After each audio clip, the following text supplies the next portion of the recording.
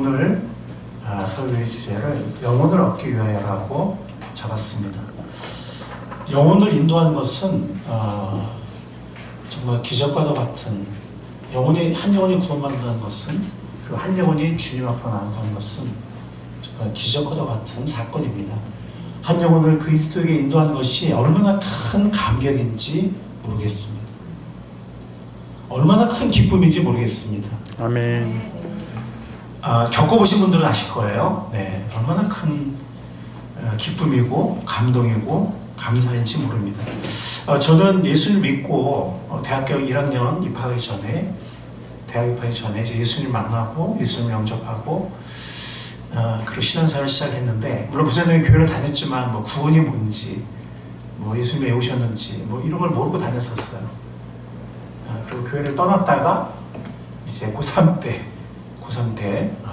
시험 보기 전에 이제 교회로 돌아와서 좀 극적으로 예수님 만나서 예수님 영접을 하고, 그리고 이제 대학에 들어갔는데요. 구원받고 이 가족들과 친척들을 이렇게 많이 복음을 전하고 전도를 했던 것 같아요. 네. 그래서 그들이 구원받는 기쁨을 맛보았습니다. 그리고 이제 가족이 아닌 사람을 전도해서 주님께 인도하고 구원으로 인도하는 데 쓰임받은 그런 사건은 한 5년 정도 지나서 그런 열매들이 생기기 시작했던 것 같아요. 그전에 전도를 했지만 그런 것 같습니다. 그래서 정말 큰 기쁨을, 그럴 때마다 한 영혼이 그리스도에게 나오고 한 영혼이 구원의 기쁨을 알 때마다 그 옆에서 그 사람 못지않은 기쁨을 누렸던 것 같습니다. 근데 여기 보면 그런 열매들이 얻어질 때 보면 가족을 제가 너무 잘 알잖아요. 그죠? 네. 그리고 그 가족이 아닌 사람들을 이렇게 그들이 주님 앞에 나오는데 제가 이제 쓰임 받았을 때 보면 뭔가 그들과 관계를 맺고 그들의 처지를 좀 더 이해하려고 하고 하는 그런 것이 굉장히 도움이 됐던 것 같습니다. 요 몇 년 사이에 그 영혼을 주님 앞에 인도하는 데 쓰임받은 몇몇 사람들이 있는데, 주로 자매님들이지만 그 경우들을 보면 구원, 그러니까 전도 대상자라고 할까요? 그 예수님을 알아야 하는, 또 나중에 구원받게 된 그 대상자의 처지를 깊이 공감한다든지, 또 그들과 좋은 관계를 맺는다든지, 그런 경우들이 대부분이었던 것 같습니다. 영혼을 구원하는데 쓰임받는 이 기쁨을 우리 모두가 누릴 수 있기를 바랍니다. 아멘. 물론 여러분들 중에는 저는 구원받은 지 얼마 안 되는데요, 저는 아직 새신자 같은데요, 이런 분들이 계실지 모르겠습니다. 그러나 여러분들이 잊지 말아야 할 건 뭐냐면 우리 모든 사람이, 물론 모든 사람이 다 결혼을 하고 모든 사람이 다 아이를 낳는 건 아닙니다. 그러나 결혼을 하고 자녀를 낳는 게 좋죠. 좋죠? 어디서 대답이 밀지? 결혼을 하고 자녀를 낳는 게 좋죠? 네. 좋습니다. 네. 네. 축복입니다. 축복, 은혜입니다. 생명을 낳는 거예요. 생명을 낳고, 나를 닮은 생명을 낳는 거. 얼마나 큰 은혜입니까? 얼마나 큰 기쁨입니까?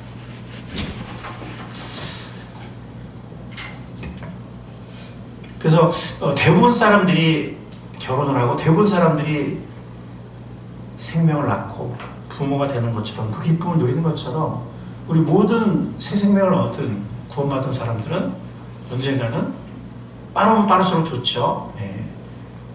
영혼을 주님께로 인도하고 생명을 낳는 기쁨을 누려야 합니다. 아멘. 그게 하나님의 계획이고 그게 하나님의 소원입니다. 한 영혼을 주님께 인도했을 때 우리도 물론 기쁘지만 주님이 너무나 기뻐하십니다. 네. 그래서 어떤 말씀 보면 한 영혼이, 잃어버린 한 영혼이, 이 교회 안에, 우리 안에 있는 99마리 양보다 바깥에 잃어버린 한 영혼이 주님께 돌아올 때 하늘 아버지께서 천군 천사들과 함께 하늘에서 기뻐하신다라는 그런 말씀이 있잖아요. 하나님께서 한 영혼이 구원받을 때, 한 영혼이 하나님의 사랑 앞으로 나올 때 얼마나 기뻐하시는지 모릅니다. 사도 바울이 또한 그런 기쁨, 그런 열정을 사모했던, 그런 소원을 갖고 있었던 사람이었습니다. 오늘 본문 말씀 보면. 그래서 예수님처럼 사도 바울도 많은 영혼을 주님께 인도하는 감격을 잘 아주 누리면서 살았습니다. 그래서 예수님과 사도 바울은 영혼을 인도하는 데 전문가들이었습니다. 그렇다면 우리는 이 전문가들로부터 어떤 비결을, 어떤 노하우를 우리가 배울 수 있겠습니까? 오늘 고린도서 9장 말씀이 우리에게 그 비결을 가르쳐주고 있습니다. 일단 오늘 본문 여러 구절 안 되죠. 19절부터 23절이니까 5구절이거든요. 그렇지만 이 5구절이 해석이 좀 쉽지 않아서 제가 여러 추정을 받지만 여러 의견들이 있습니다. 그런데 오늘 이 본문에서 이 본문의 맥락이 무엇인지, 이 본문을 쓴 목적이 무엇인지를 여러분과 함께 유념하면서 한 절 한 절의 해설에 들어갔으면 합니다. 그래서 그건 뭐냐면, 내가 사도 바울이 고백해요. 내가 여러 사람에게 여러 모양이 됐는데 그들의 입장, 그 대상이 여러 대상이 있잖아요. 여러 다른 대상이 있는데 그런 여러 다른 대상이 있지만 그 대상마다 자기가 그 사람처럼 되려고 노력했다는 거예요. 근데 그 목적이 나온 데가 뭐냐면 아무쪼록 그 중에 얼마를 구원하려 함이라, 이렇게 말했거든요. 그러니까 그 사람들을 예수님께 인도하기 위해서 그렇게 했던 것입니다. 그 사람들을 예수님께 인도하기 위해서 여러 사람에게 여러 모양이 되었고 모든 사람에게 모든 모양이 사도 바울이 되었다라고 제일 마지막 구절에 말씀하고 있습니다. 그래서 그 맥락, 이 본문을 기록한 목적 하에서 그 각 구절의 의미를 생각해 봤으면 좋겠습니다.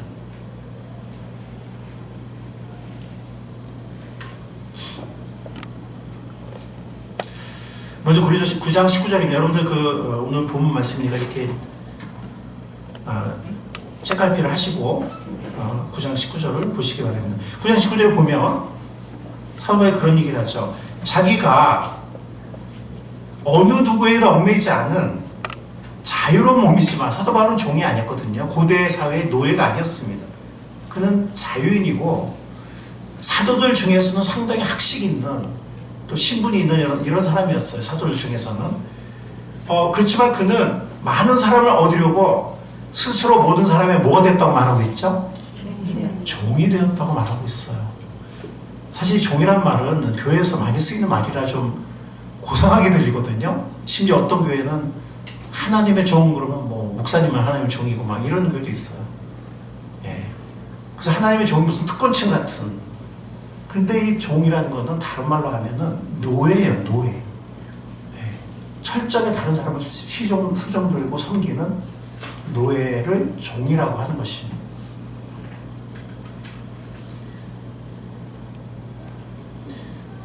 사도 바울은 종이 되어본 적이 없는 사람이잖아요. 그죠? 예, 한 번도 그는 종이 되어본 적이 없는 사람, 실제적으로는 노예 생활을 해본 적이 없는 사람이에요. 근데 그가 종처럼 되었다. 많은 사람은 없기에 자기가 종처럼 되었다라고 했을 때는 종이 도대체 어떤 모습이고 어떻게 행동하고 어떻게 역할을 하는지를 사도 바울이 굉장히 많이 유심히 관찰하고 그들을 이해하기 위해서 그들이 어떤 태도로 어떤 자세로 종의 일을 하는지, 노예의 일을 하는지 굉장히 많이 관찰하고 연구했으리라고 생각을 합니다. 그렇지 않다면 내가 모든 사람 얻기 위해서 내가 모든 사람에게 종같이 되었다는 말이 빈말이 되겠죠. 종같이 되었다는 말이 빈말이 될 것입니다. 그는 빈말하는 사람이 아니었습니다. 한 번도 종이 되어본 적이 없는 사람이지만 종같이 되기 위해서 그는 굉장히 많은 노력을, 연구를 했으리라고 생각이 됩니다. 그리고 종이 어떤 자세를 갖고 살아야 하는지를 깨닫고 난 이후에도 실제로 그런 사람을 살려면 종의 역할을 해야 되잖아요. 종의 역할은 뭡니까? 필요를 묻고 필요를 채우는 사람이에요.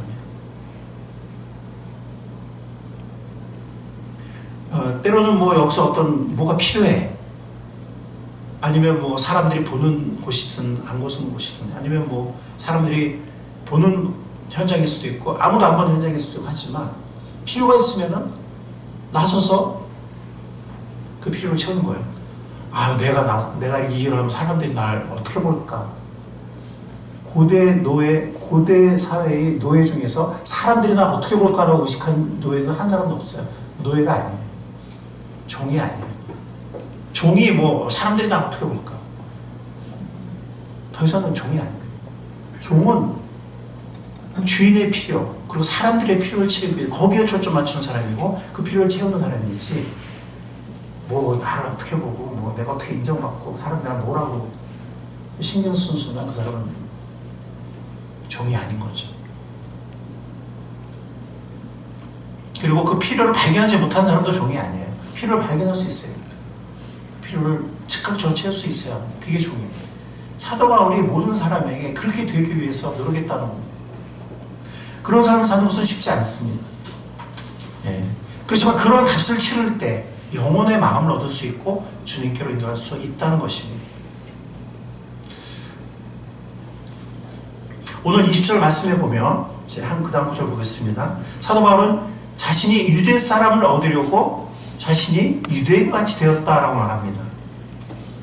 사도 바울은 유대인인데 유대인과 같이 되었다. 무슨 말일까요? 사도 바울은 물론 출신은 유대인이지만 이미 그리스도 안에서 하나님의 자녀, 또 이방인과 더불어서 교회의 일원, 또 그리스도 교회의 사도, 네, 거기에 더 큰 자부심이 있었어요.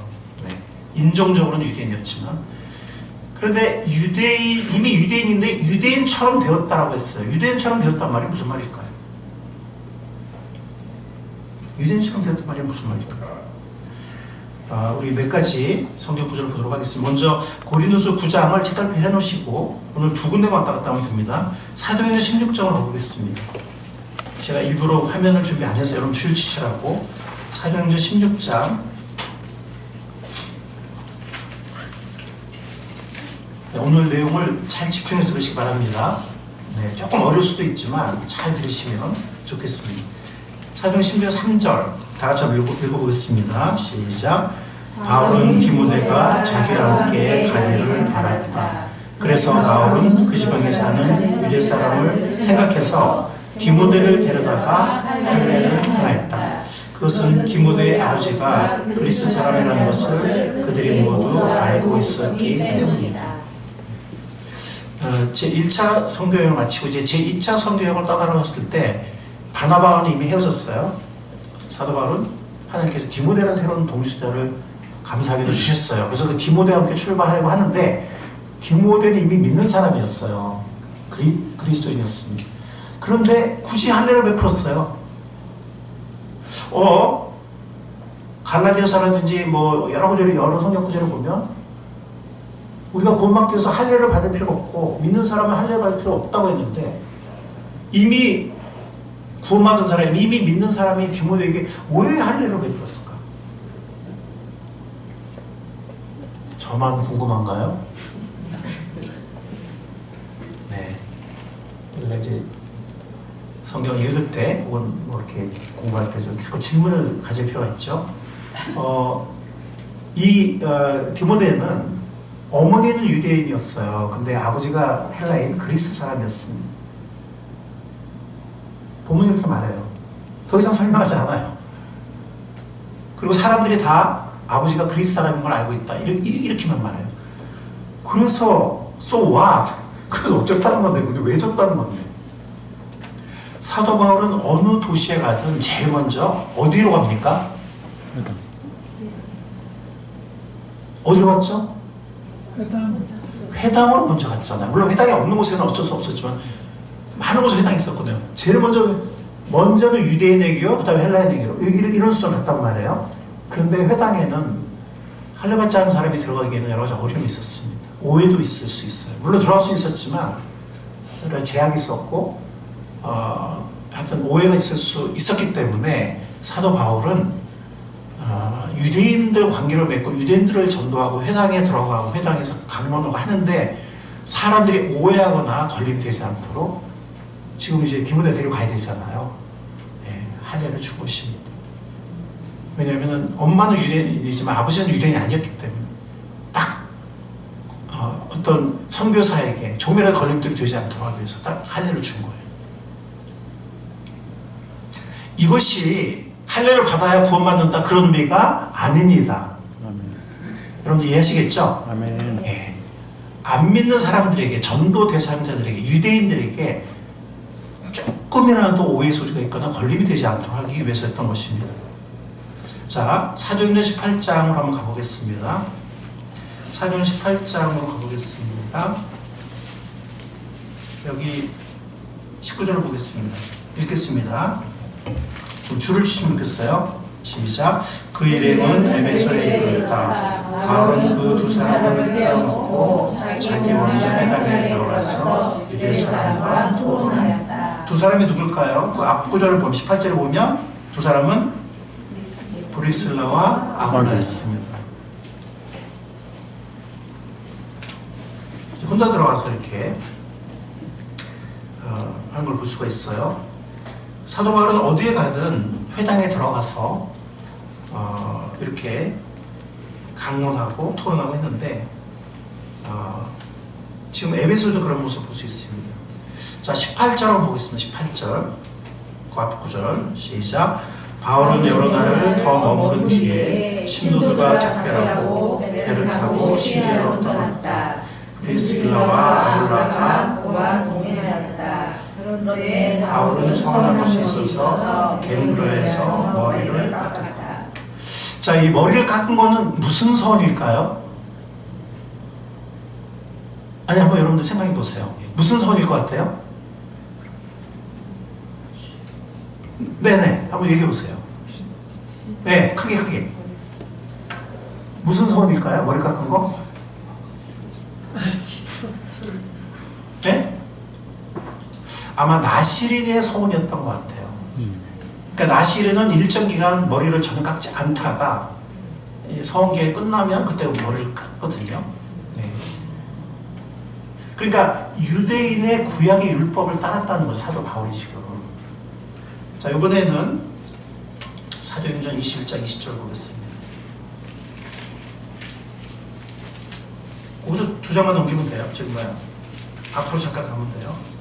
저 석장만 앞으로 가면 돼요.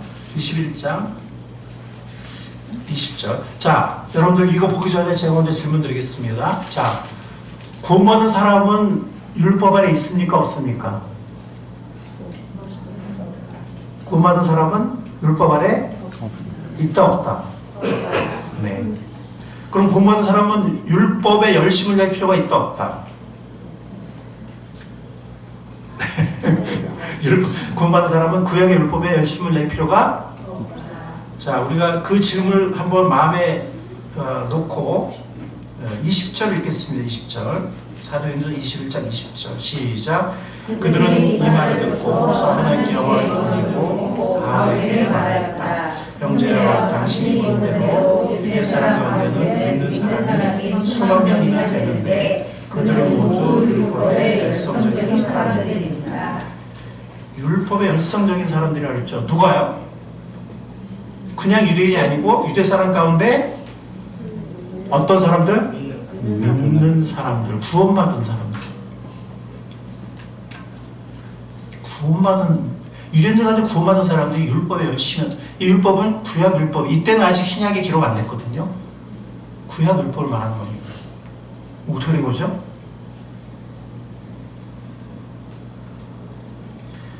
여러분들, 사도 바울이 갈라디아서 강조한 거는 이방인에게 할례를 강요하지 말라. 이방인이 율법을 지켜서 구원받는 것이 아니다. 그걸 강조한 겁니다. 물론 유대인도 율법을 지켜서 구원받는 건 아니에요. 그렇지만 유대인들은 유대인이잖아요. 예, 유대인의 율법과 전통을 지켜도 됩니다. 지금 지키고 있습니다. 사도 바울이 거기서 전혀, 사도 바울만이 아니라 여기 지금 이 말하는 사람들이 예루살렘에 있는, 여기 17절 보세요. 예루살렘에 있는 야고보, 예수님의 동생이거든요. 사도 중에서도 뭐 가장 리더격인 사도예요. 예. 그러니까 이 야고보라든가 그 예루살렘 교회 장로들, 물론 사도들은 흩어져 있었어요. 지금 이 시간은 사도들은 곳곳 흩어져 있었지만 예루살렘 교회를 이끄는 사도 중에 사도인 야고보와 예루살렘 교회 장로들이에요. 지금. 예. 네. 지금 뭐라고 했죠? 그들이 말하는 거예요. 네. 예루살렘에 믿는 유대인이 수만 명, 그러니까 많이 또 전도가 된 거예요. 올순간에는 3,000명만 썼는데 지금도 많이 전도된 거죠. 사도는 흩어졌지만 계속 전도가 된 거예요. 근데 그 사람들이 율법에 열심히 있는 사람들이다라고 말을 해요. 야고보나 예루살렘 교회 장로들 거기서 문제를 안 삼아요. 네. 그냥 받아들입니다. 그러면서 21절에 보면 뭘 염려하냐면 당신이 유대 사람들에게 할례도 주지 말고 유대 사람의 풍속도 지키지 말라고 하면서 모세를 배척하라. 모세를 배척하라는 얘기는 모세 율법을 말하는 거죠. 모세 율법을 배척하고 가르친다는 거다. 근데 그렇게 하면 사람들이 당신에 대해서 굉장히 오해를 할 거다. 사도가 그렇지 않다는 거죠. 이방인에게 율법을 강요하거나 이방인 할례받게 하거나 그걸 반대한 것이고, 유대인도 할례를 받거나 율법을 지켜서 구원받는 것은 아니다. 그러나 그들이 할례를 받거나 그들에게 전해진, 조상제로 전해진 그들의 전통, 그들의 전통과 모세율법을 지키는 데는 굳이 그렇게 하지 말라고 하지 않았다는 거예요. 여러분들 이해가시죠? 오히려 사람들이 당신이 그렇게 가르친다고 오해할 수 있습니까? 그러니까 이방인에게 할례를 받게 하지 말고 이방인에게 율법을 강요하지 말고, 또 유대인들도 물론 율법을 지켜서 구원받는 건 아니지만, 근데 유대인들이 뭐 구약 뭐 율법을 팽개쳐도 되고 뭐 할례도 안 받아도 되고 막 그렇게까지 사도가 가르친 건 아니거든요. 근데 그렇게 가르친다고 오해할 소지가 있으니까 24절을 보면, 23절을 보면 어떤 네 사람이 있는데, 서원한 네 사람이 있는데 24절을 보면, 자 24절 읽겠습니다. 시작. 이 사람들을 데리고 와서 함께 정결 예식을 하고 그들의 머리를 깎게 하고 그 비용을 대십시오. 그러면 사람들은 모두 당신의 소문이 전혀 사실이 아니에요. 도리어 당신이 율법을 지키며 바로 살아오고 있다는 것을 알게 될 것입니다. 25절. 신도가 된 이방 사람들에게는 우상의 제물과 피와 몸이어 죽인 것과 음행을 삼가야 한다는 것을 우리가 결정해서 써보냈습니다.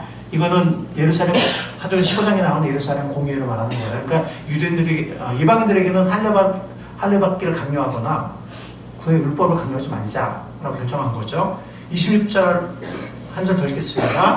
그래서 바울은 그 다음날 그 네 사람을 데리고 와서 함께 정결 예식을 한 뒤에 성전으로 들어갔다. 그리고 정결 기한이 차는 날짜와 각 사람을 위해서 예물을 바칠 날짜를 신고하였다. 지금 구약의 율법대로 한 거예요. 율법 조항대로 한 겁니다. 유대인의 그 전통대로 한 거예요. 왜 그렇겠습니까? 사람들이 오해하거나 실족하지 않도록, 자신의 복음 사역이 지장이 있지 않도록 하기 위해서 이렇게 한 것입니다. 즉 신학적 이유보다는 문화적, 선교적 이유였던 것입니다.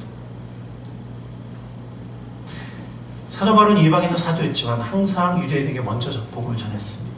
그리고 자신 스스로 유대인이었기 때문에 유대인들을 얻기를 원했어요. 사도행전에도 그렇지만 로마서 9장부터 11장에 보면 정말 이 유대인들이, 많은 이방인들이 자신의 사역을 통해 구원받고 있는데, 또 여러 사람의 사역을 통해 구원받고 있는데, 막상 유대인들이 그 초대교회와 뭐 초기 외에는 그 다음에는 거의 구원을 못 받으니까 너무 안타까워서 자기의 동족의 구원을 받는다면 자기가 그리스도에게서 떨어져 나갈지라도, 자기가 구원을 잃어버릴지라도, 물론 그런 일은 없겠지만 그 정도로 이제 안타까웠던 거예요.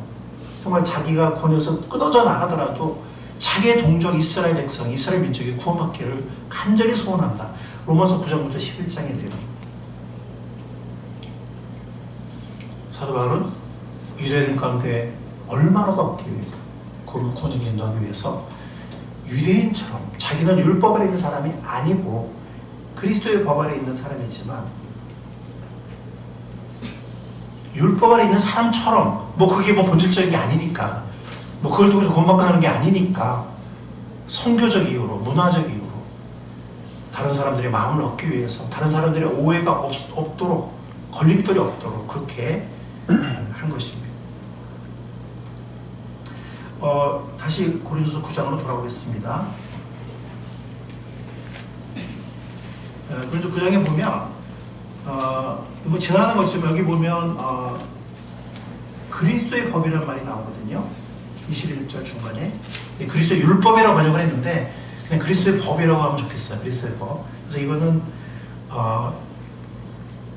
예수님이 우리를 사랑하신 사랑의 법, 또 예수님이 행하신 모든 섬김과 사랑의 행동과 삶의 모범, 그 그리스도의 법이라고 볼 수 있겠습니다. 구약의 음식법과 제사법 같은 걸 뺀 구약의 도덕법, 십계명을 비롯한 도덕법도 그리스도의 법에 포함될 수 있겠습니다. 왜냐하면 이것은 그러니까 음식법과 제사법 이런 걸 뺀 그런 구약의 율법의 도덕법은 하나님의 성품을 반영한 것이기 때문에 그래요. 하나님 영원히 변하지 않는 분이니까 예수님이 그것을 물론 제 강의 설명을 하셨지만 그런 것들은 그리스도의 법에 포함이 될 수 있겠죠. 가장 중요한 부분은 주님께서 우리를 죽으시고 부활하신, 우리를 구원하신 그 사랑의 법, 또 그리스도가 행하신 섬김과 희생과 그 사랑의 모범, 그리스도의 법이라고 볼 수 있겠습니다. 근데 포인트는 뭐냐면 자신이 율법 없는 사람이 아니고 구약의 율법을 존중하는 사람이고 그리스도의 법 아래에 있는 사람이라는 거예요. 무법자가 아니라는 거예요. 무법자가 아니고 법 아래에 있는 사람이지만 21절을 보면 이제는 뭐라고 하냐면 율법이 없이 사는 사람들을 얻기 위해서 율법 없이 사는 사람들을 얻기 위해서 바울 자신이 율법 없는 사랑을 죄였다라고 또 21절에서 말합니다. 사도 바울은 구약의 율법을 존중하는 사람이고 그리고 그리스도의 법 아래 있는 사람이지만 율법 없이 사는 많은 사람들이 있기 때문에 그들을 얻기 위해서 율법 없는 사랑을 죄였다고 했습니다. 이게 무슨 말일까요? 율법 없는 사랑을 죄였다. 무슨 말일까요? 이 설명이 사실상 막상 또 쉽지가 않아요. 그래서 주석에도 여러 가지 설명이 나오는데 이렇게 참 만족스러운 설명이 참 잘 없었습니다. 근데 저는 어떤 생각을 하냐면 그리고 어떤 주석에 그 얘기가 나오더라고요. 저랑 비슷한 얘기가 나오더라고요. 사도행전 17장에 보면 좀 길어서 제가 다 인용은 안 하겠지만 여러분 일단 찾아가서 눈으로 보시기 바랍니다. 사도행전 17장 우리가 오늘 16장 17장 18장 21장 이제 거기를 보고 있죠. 사도행전 17장 22절부터 보면 특히 16절부터 보면 사도 바울이 아테네에 갔다고 했어요. 어디 갔다고요? 아테네. 그 유명한 도시. 개역계 중에는 아데네라고 그랬는데 세번역에는 아테네라고 했죠. 이 철학의 도시, 이 아크로폴리스가 있는 이 중심지 아테네까지 사도 바울이 전도하러 간 겁니다. 근데 거기에도 해당이 있었어요. 물론 거기는 이방 신전이 더 많았죠. 아테네니까 신전이 얼마나 많았겠어요. 그죠? 그리스 신전. 그래서 17절에 보면 회당에서도 또 이방 사람들은 또 광장에서도 17절에 보면 광장에서 만난 사람들과 토론을 했어요. 그런데 회당에서는 여러분들이 그 각 회당이 물론 여기는 회당이 강조가 되어 있지만 회당에 나오는 사도 바울의 어떤 강론을 보면 BCD 안디옥, 사도행 13장도 그렇고 쭉 계속 나오고 보면 구약의 율법, 구약 성경을 엄청 인용하거든요. 그런데 광장에서는 철학자들, 그리스도인을 만나서 지금 토론하는 거란 말이에요, 사도 바울이. 그런데 22절부터 보면은 아레오바고 법정 가운데 서서 사도 바울이 연설을 하거든요. 지금 강론을 하는데 아테네 시민 여러분 이렇게 말하면서 쭉 어디까지? 32절까지. 물론 마지막에는 예수 그리스도라는 저기 변방의 어떤 사람이 부활했다 라는 그 얘기를 하지만 그 이전까지의 쭉 내용을 보면 구약 성경을 한 구절도 인용하지 않습니다. 오히려 이 광장에서 날마다 만나는 맨날 철학자의 강론을 듣고 맨날 철학적인 생각을 하고 철학책을 읽고 이런 그리스 사람들이 쉽게 이해할 수 있도록 굉장히 일반적인 사람, 특히 그리스 철학자들이나 철학 강론을 항상 듣는 이 그리스 아테네 도시 사람들이 들어서 쉽게 이해할 수 있도록 그렇게 강론을 해요. 여러분 무슨 말인지 이해하시겠죠? 나중에 집에서 한번 읽어보세요. 사도행 13장에 나오는 회당의 설교와 여기 아테네 광장에서의 설교, 이 강론이 얼마나 다른지 한번 보시기 바랍니다. 그런데 이 단 한 번의 강론으로 34절 몇몇 사람이 바울 편에 가다 마야 신자가 되었다고 해요. 이 짧은 단 한 번의 강론으로. 맨날 철학 강론 듣던 사람 중에 몇 사람이 예수님을 믿게 된 거예요. 근데 바로 이게 뭐예요? 여기 이 고린도서 9장 오늘 우리 본문 말씀의 끝부분에 나오는 그 내용이잖아요. 예? 뭐라 했어요? 믿음이 약한 사람들에게 약한 사람, 어디로 약한 사람이 되었어. 나는 모든 종류의 사람에게 모든 것이 되었다. 개혁개정은 여러 사람에게 여러 모습이 되었다. 왜? 내가 어떻게 해서든지 그들 가운데 몇 사람이라도 구원하려는 것입니다. 이게 목적이거든요. 그 목적이 지금 아테네 광장에서 이루어지잖아요. 그죠? 만약에 아테네 광장에서 회당 설교문처럼 막 구약 성경 막 열 몇 개 인용하고 막 20개 인용했으면 이해도 잘 안 갔겠지만 굉장히 이질감 느꼈을 거예요. 야, 이게 뭐야 이거? 나랑 딴 그룹이네? 나는 이방인이네? 나랑 스트레인저네? 하고 마음을 딱 닫았을 거예요. 그런데 철학자들의 강론 설교가 비슷하지만 마지막에는 부활하신 메시아를 전했단 말이에요. 예. 그리고 대자연에 나타난 하나님의 신성, 하나님의 느낌, 예. 그것도 얘기하면서 쭉 하다 나중에는 예수 그리스도의 부활을 전했단 말이에요. 예. 단 한 번의 강론으로 신기하게 몇 사람이 예수 믿었어요. 자신은 율법을 워낙 잘 알고 있는 사람이지만 율법을 전혀 모르는 이 아테네의 그리스 사람들, 율법 없는 사람들 몇몇이라도 구원하기 위해서 사도 바울은 마치 자기가 율법을 전혀 모르는 사람인 것처럼, 근데 내용은 성경적인 내용이 들어가 있어요. 이렇게. 근데 이 구약성경에 전혀 인용하지 않고 그런 구약성경에 율법 표현 같은 거 잘 안 쓰고, 그러나 성경적인 내용으로 그리스의 그 철학자들이나 그걸 맨날 듣는 그 아테네 시민들이 쉽게 이해할 수 있는 걸 강론을 했다는 거죠. 마치 자기가 율법을 전혀 모르는 사람인 것처럼. 아멘. 그래서 고린도 9장 22절에 몇몇 사람을 구원 것이 함이라, 그 목적이 이루어졌습니다. 그리고 23절에는 믿음이 약한 사람들을 어디로 사도 바울이 약한 사람이 됐다고 그래요. 사도 바울은 약한 사람이 아니거든요. 그냥 약한 사람이 됐다고 그래요. 믿음이 약한 사람들이 누굴까? 근데 사실은 본문은요, 믿음이란 말이 없어요. 그냥 약한 사람들이에요. 그냥. 그래서 개역개정 보세요. 개역개정 혹시 있는 분 있으면 22절 이렇게 나옵니다. 22절. 약한 자들에게는 내가 약한 자와 같이 된 것은 약한 자들을 얻고자 함이요. 이렇게 말했단 말이에요. 근데 새 번역은 믿음이 약한 자들 이렇게 했어요. 새 번역이 풀어서 번역하는 거는 좋아요. 그 어떤 구조를 굉장히 쉽게 이해가 되는데, 지금 이런 식으로 의역을 하는 거는 약간 좀 잘못 풀어서 이렇게. 그래서 그럼 약한 자들이 뭘까? 사실은 같은 고린도전서 8장과 이 앞부분에 보면 믿음이 약한 자가 나오거든요. 그래서 믿음이 강한 자는 우상에 바친 제물의 고기를 할지라도 감사하고 기도를 먹을 수 있는데, 믿음이 약한 자들은 우상에 바친 재물 고기, 시장에 싸게 파는데 못 먹는다. 뭐 그런 얘기가 나왔었잖아요. 그렇죠? 그래서 믿음이 약한 자들하면 그 생각하기 쉬운데, 그 사람들을 말하는 건 아닌 것 같아요. 왜냐하면 지금 이 전체 단락의 목적은 안 믿는 사람 중에 몇몇이라도 구원받게 하는 것이 목적이거든요. 그러니까 이 약한 사람들은 안 믿는 사람들이에요. 믿는 사람 중에서 믿음이 약한, 양심이 약한 이런 사람이 아니고. 이해하시겠죠? 예. 그래서 제가 처음부터 이 단락을 우리가 이해할 때 이 단락의 목적, 맥락을 제가 강조해 봅니다. 몇몇이라도 구원하기 위해서 사도 바울이 이 모양 저 모양이 된 겁니다. 여러 사람들이. 그래서 여기서 말하는 약한 자들은 신자들 중에서 믿음이 약한 자들이 아니에요. 여기서는 사회적 약자층을 말하지 않나 싶습니다.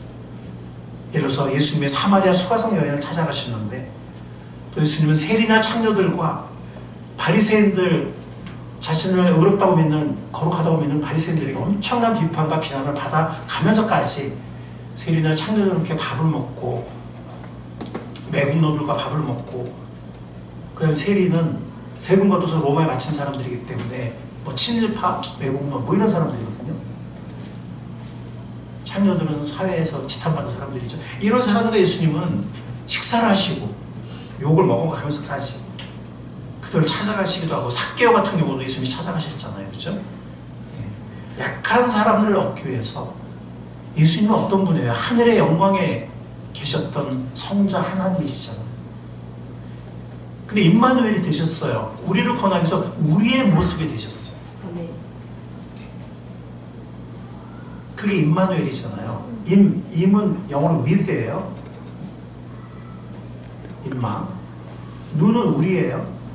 엘은 하나님이에요. 우리와 함께 하시는 하나님. 그게 예수님이에요. 아멘. 우리의 모습으로, 사람의 모습으로 찾아오셔요. 연약한 아기의 모습으로 찾아오셔서 이 몸으로 모든 불편함과 즐거움을 다 지시고, 나중에는 우리의 그 순결한 몸으로 우리의 모든 더럽고 부끄럽고 싫은 모든 죄를, 어리석은 불순종을 다 짊어지시고 가셨잖아요.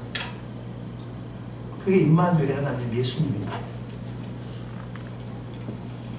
사도 바울은 그 임마누엘의 하나님 예수님의 모습을 본받아서 삭개오를 찾아가시고 사마리아의 수가성 여인을 찾아가시고 세리나 창녀를 찾아갔던 예수님 모습을 본받아서 사도 바울은 약한 사람이다, 사회적 약자들이나 소외된 자들을 결코 소홀히 하지 않고 오히려 그들, 자기는 강한 사람이지만 그들과 함께 약한 모습이 되어서, 임마누엘의 모습이 되어서 그들 중에 몇몇을 또한 구원받게 하기를 원했던 것입니다. 사도 바울과 예수님의 모습을 닮아가는 우리가 될 수 있기를 바랍니다. 아멘. 오늘 본문 안에서 우리는 영혼을 구원하기 위한 예수님 모습과 사도 바울의 모습을 보았습니다. 그리고 한 영혼을 구원하기 위해서 그들을 찾아가고 그들의 모습과 같이 되고 그들과 어울리고 그들을 구원으로 인도하는 모습을 보았습니다. 임마누엘 예수님의 모습을 생각나게 하죠. 사도 바울도 같은 열정을 갖고 있었는데 바로 이 한 영혼, 그 여러 계층, 여러 대상, 여러 모양의 사람들을 얻기 위해서 그들과 같이 되려는 그 간절한 마음, 그들을 얻기 원하는 간절한 마음, 열정, 사랑, 섬김, 그것이 바로 예수님과 사도 바울의 영혼을 얻는 비결이었던 것입니다. 영혼 구원의 열매로 맺었던 예수님과 사도 바울의 비결이었던 것입니다. 오늘 본문 말씀 요약하면 이렇게 요약할 수 있을 거예요. 바울은 영혼들을 그리스도에 인도하기 위해서 다른 사람의 처지를 배려했으며 그들을 이해하고 그들과 동일시하며 그들의 관점에서 접근하려고 애썼다. 그래서 영혼 구원의 열매를 맺었다. 아멘. 예수님도 그렇고 사도 바울도 그렇습니다. 여러분들, 우리는 구원받은 연수가 오래되면 될수록 우리의 세계 속에서 늘 살아가요. 우리에게 익숙한 사람들 만나고 익숙한 예배 드리고 익숙한 모임을 하고, 그들이 세상 사람이 이해하지 못한 용어를 자꾸 쓰고, 간증 좀 나눠보실래 이러면 안 되고, 교제 좀 할까요? 그러면 뭐지, 무지개나 뭐 이럴 수도 있어요. 은혜 받았다고 그러고 뭐 복이 됐다고 그러고 뭐. 우리가 안 믿는 사람이 하루에 아침에 일어나서 밤에 자기까지 어떤 생각을 하며 살아갈까? 그들의 열망은 뭐고, 그들의 좌절은 뭐고, 그들의 어떤 고통은 뭐고, 또 그들이 어떤 때는 가면을 쓰면서 자신을 보호하려고 하는 모습은 뭐고, 물론 우리의 모습과 겹치는 부분도 있지만, 이런 것들을 생각한 1시간 정도 생각해 보신 적이 있는 분 계세요? 1시간이라도. 그냥 우리는 우리의 생활에 그냥 바쁘게 살아가기 쉬워요. 그 사람들 만나면 교회 한번 와보실래요? 그냥 이 정도. 예수님 믿어보실래요? 그냥 이 정도. 사도 바울이 그 철학자들과 대하기 위해서, 철학을 맨날 듣는 사람들에게 강론하기 위해서 얼마나 많이 연구를 했을까요? 노예를 얼마나 또 많이 연구했을까요?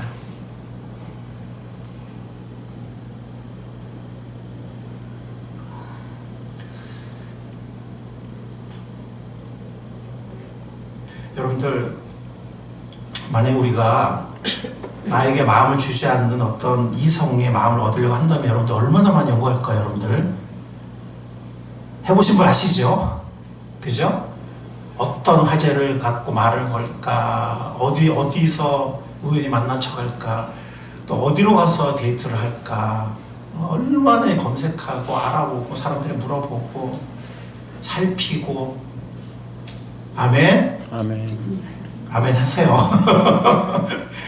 제가 말씀드린 포인트가 뭐냐면, 우리가 영혼을 얻기 위해서 그냥 기도, 그냥 구원받게 해주세요, 그냥 기도하고, 그냥 뭐 찾아가서 그냥 선물 주고, 그게 가치 없다는 얘기는 아니에요. 소중한 행동이 있지만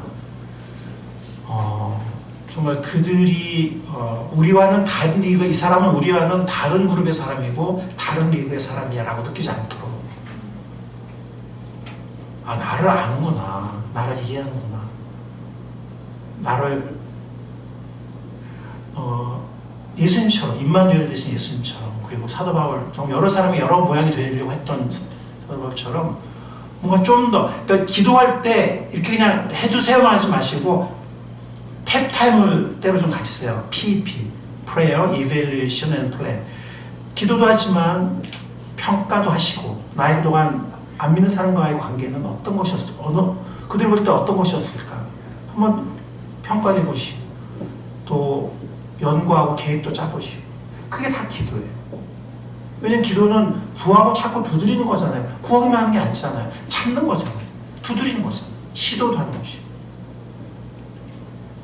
해주세요 하고 그냥 많은 게 아니거든요. 자, 가장 중요합니다. 오늘 말씀이 우리들에게 아무런 변화를 일으키지 못한다면 안 되겠죠. 네. 임마누엘의 예수님 생각해 보기 바랍니다. 하늘의 영광에 계셨던, 하늘 궁정에 계셨던 천사들이 우리를 권할 수 없는 이유는, 우리와 함께 죄는 짓지 않았지만 우리와 함께 모든 시험을 받았던 예수님이 아니기 때문이야. 임마누엘이 되지 않았기 때문이야. 천사들. 예수님은 죄는 짓지 않으셨지만 우리가 겪는 모든 시험과 갈등과 고통을 겪으셨어요. 임마누엘이 되셨어요. 우리와 함께 하신 하나님 계셨습니다. 사도 바울은 여러 사람에게 여러 모양이 되기를 원했습니다. 몇 사람이라도 구원하기 위해서. 우리가 전도 대상자를 관찰하고 연구하고 근거하고, 그리고 시도, 어떤 새로운 노력을 시도해야 합니다. 우리가 만약 아이들이 어깨 얻는다면 요즘 아이들 이상해 막 이렇게 하지 마시고, 왜 이상한지, 왜 쟤들 저런지, 너무 다른 세상에 살고 있잖아요. 그렇죠? 네. 그들이 하루를 어떻게 살고 있는지, 요즘 아이들이, 또 중고등학생도 마찬가지고 청년도 마찬가지고, 우리 안 믿는 이웃들, 그들을 위해서 기도하면서, 기도한다는 것은 사랑의 시작인데, 기도한다는 건 사랑의 시작인데, 그 기도를 좀 더 구체적으로, 네. 그래서 어떤 사람들이고, 네. 그들이 언제 우리가 좀 더 솔직했을지, 언제 마음을 열지, 또 그들의 간절한 소원과 고민과 문제는 무엇인지, 또 그들의 기쁨은 무엇인지, 그들의 모양이 될 수 있도록 시간을 투자하시기 바랍니다. 저는 옛날에 대학교 다닐 때 안 믿는 친구들하고 관계를 어떻게 하면 맺을까, 과 친구들하고 종종 1시간씩 시간을 내가지고 무슨 화제를 던질까, 걔들은 왜 자꾸 이렇게 술을 마실까, 왜 자꾸 쟤들은 어디 갈까, 이해하려고 제가 시간을 내서 굉장히 많은 시간 생각하고 연구하고 고민하고 해법을 찾으려고 하고 막 종종 그랬거든요. 많은 도움이 됐습니다. 우리의 영혼을 인도하는 이것이 간절한 소원과 섬김이 구체적인 우리의 관심과 구체적인 우리의 노력과 구체적인 우리의 궁구함과 도전과 이런 구체적인 섬김으로 나타날 수 있기를 간절히 바랍니다. 아멘. 간절히 바랍니다. 아멘. 오늘 이 사도 바울의 이 마음속에 간절한 열망, 소원, 자신은 이런 사람이 아니지만 그런 사람 얻기 위해서 또 이런 사람이 되기 원하고 또 저런 사람이 되기 원하는 그 사람을 얻기 원해서 그 갈망과 간절한 소원, 그리고 노력, 연구, 시도, 그 마음을 오늘 제 설명이 있더라도 그 마음, 예수님의 임마누엘의 모습으로 우리에게 찾아오신, 죄는 짓지 않으셨죠. 우리의 모든 유혹과 시련과 갈등과 고통을 함께 겪으신 그 예수님 모습, 죄인을 찾아가신 모습, 사도 바울의 이 여러 사람에게 여러 모양이 돼서라도 몇몇이라도 더 구원을 얻기를 원하는 이런 간절한 마음, 그 예수님의 마음과 사도 바울의 마음을 오래도록 잊지 않는 우리 모두가 되기를 사랑하는 주님의 이름으로 간절히 축원합니다. 아멘. 주님, 오늘 사도 바울의 이